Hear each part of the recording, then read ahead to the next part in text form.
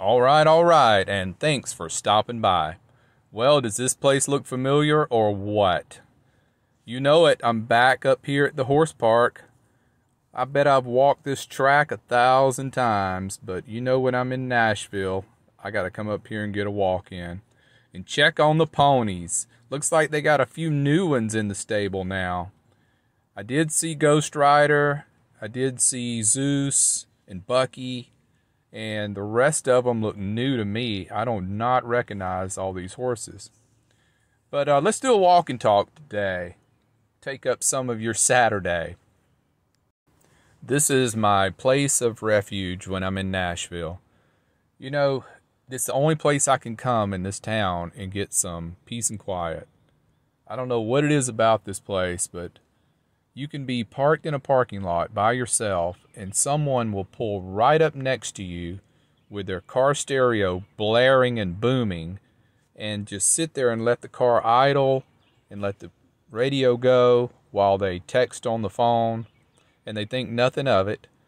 And another thing a lot of people do in this area is for some reason they modify their exhaust on their car to make it really loud. I don't know why that's a thing here, but it is a really noisy. I got spoiled out in Arizona with all of those dispersed campsites, and in Quartzsite it was just so easy, you know, to get supplies and then go back to your campsite, and it was so quiet and peaceful at night. I really got spoiled, so getting back acclimated to city van life, it's been tough so far. I'm not really happy.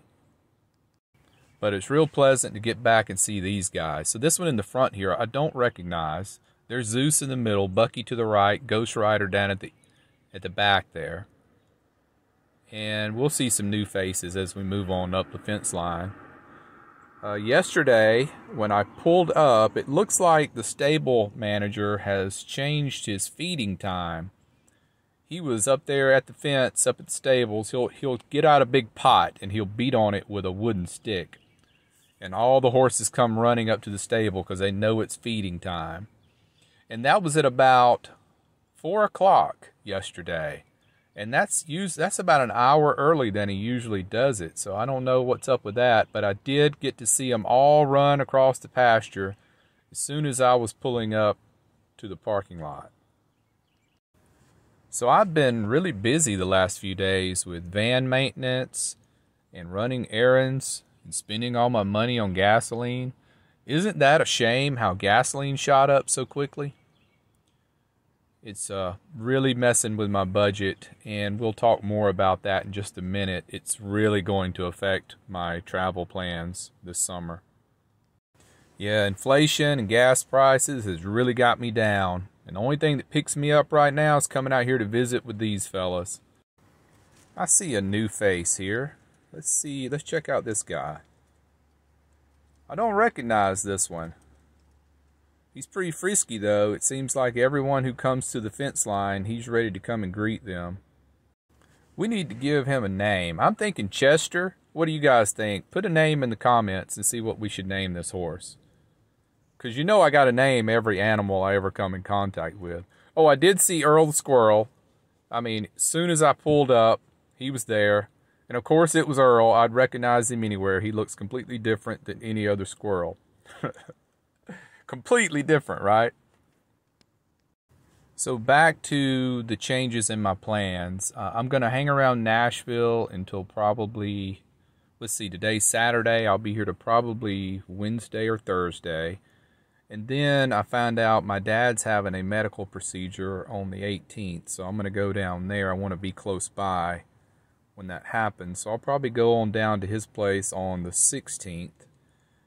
And hang out there, and we'll play that by ear to see how that goes. And we got to watch the gas prices, you know. I just don't know what to do. If I get out, I wanted to go back to Santa Fe, hang out there for a few weeks, and then start working my way north into southern Colorado. And pretty much stay in Colorado all spring and summer I know there'll still be a lot of snow there in the early spring, so I'll stay in the low elevation. But as far as a time frame when I'm going to actually leave, or if I'm going to actually leave, it's all up in the air. And it's very depressing and disappointing, but it is what it is. And I've just got to make the best of the situation at hand. So let's move on to other things. I want to show you where there's free water at this park, right here by the horse barn. This is a new sign, by the way. Here is a spigot, and it's colored blue, and blue means it's drinkable. You just open the handle, and it takes a little while for the pressure to build up. And after about 5 or 10 seconds, the water will start pouring out. There it goes. So this is where I used to come over here and just fill my tanks. Once I found this place, for years I was just filling my water tanks at work. And that was kind of a hassle because I had to kind of wait for everybody to kind of move around and leave. But once I found that fresh water source, it was like a gold mine. This whole park was unknown to me for about a year of city van dwelling. I didn't even know it was here. So when I discovered this place, it really improved my quality of life while living full-time in a van, in a city, and working a full-time job. This place was a game changer. So what have I done today? Well, I just sold my Blue Eddy EB55 power station.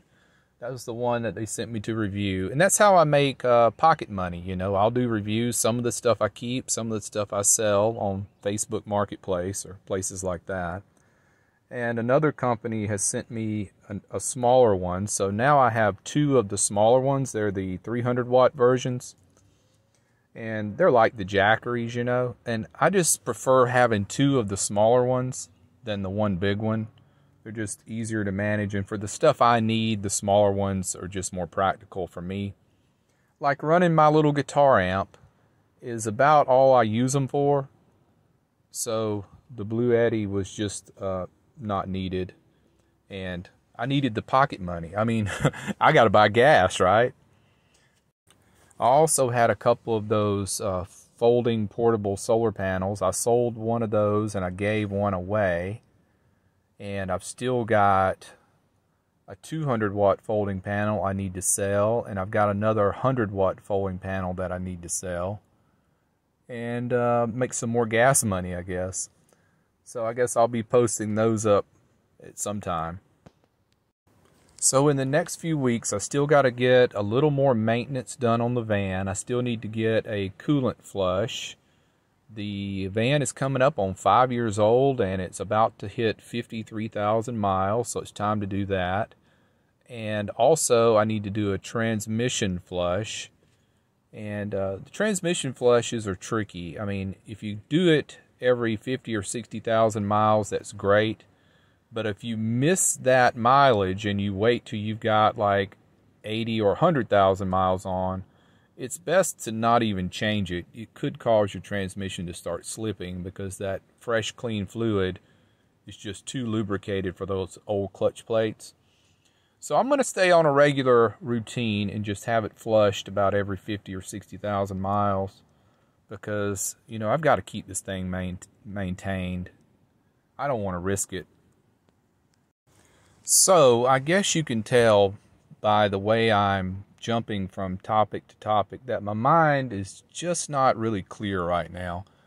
I'm not happy to be here. I don't want to be here. I want to be dispersed camping. I want to be doing the off-grid van life, camping, not in the city. I'm just not a happy camper at the moment. But it is what it is. I always got to remind myself it could be worse. Try to keep a positive outlook on everything I can.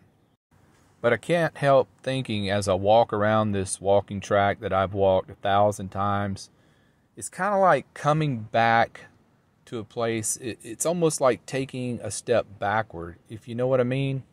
It's like I took 1 step forward and actually 2 steps back, coming back to where I started. You ever heard the term, you can never go back? Well, I kind of understand what that means now. So let's turn the corner here and start walking on back toward the Matty Wagon. How many times have I turned this corner and walked back to the Matty Wagon? Probably 1,000 times. But I did get some things done here that I needed to do. I did my annual doctor visit, dental checkup, and that stuff. Got to see some old friends. So it's stuff that needed to be done. But I'm just ready to move on. But I've got some packages coming in here to my UPS store address in Nashville. So I'll be sitting still until those come in, I guess, middle of next week. And then I'll probably just head on back down to my dad's for a while and see how that goes. And I'll try to keep you updated on what's going on as soon as I know. But right now, it's just a lot of uncertainty.